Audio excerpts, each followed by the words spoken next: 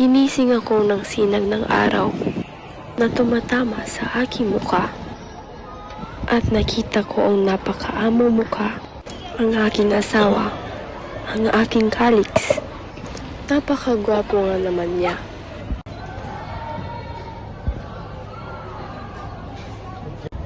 Matangos ang ilong, pula ang kanyang mga labi. Ang kanyang mga pilit mata ay mahaba at ang kilay ay makapal. Sinong hindi gaganahan gumising araw-araw?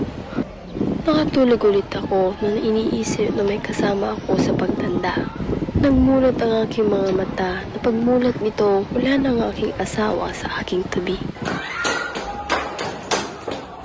Minilisan kong bumaba at nakita kong nagluluto siya. Nakahinga ako ng maluwag. Akala ko na wala na siya. Nung malapit na ako sa kanya, hinalikan niya ako sa pisngi.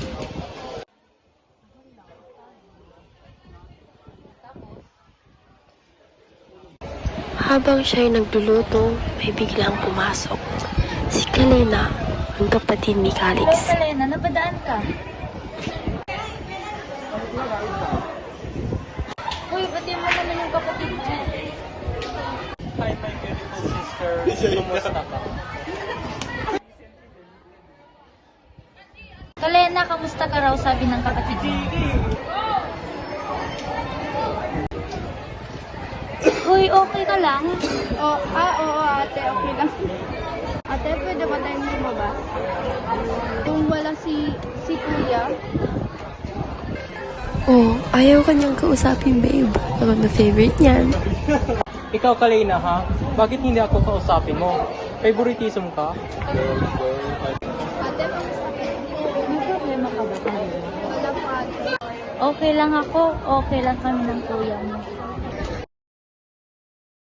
Bakit yung binabanggit ko ang kuya mo, nalulungkot ka? Nag-away ba kayo?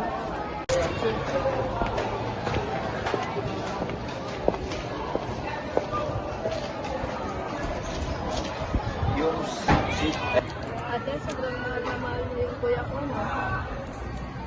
Oo naman. Love na love ko yun. Ganun din siya sa'yo. Love ko rin yan. Kung nag-aaway man kayo, ayusin mo. Miss ko na rin ang kuya ko, ate. Sana nakikita ko yun siya. Ha? Anong sinasabi mo, Kalena?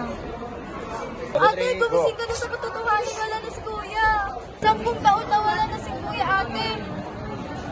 Ate, tignan ko yung paligid.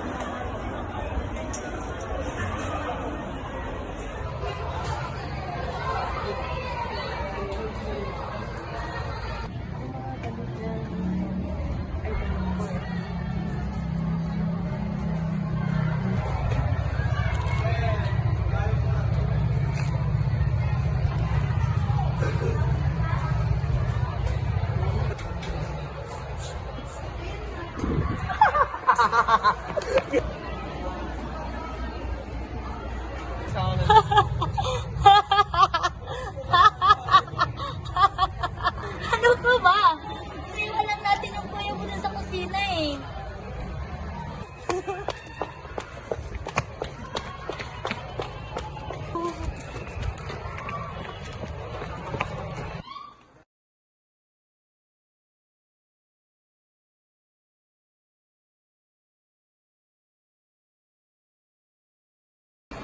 Hindi pwede.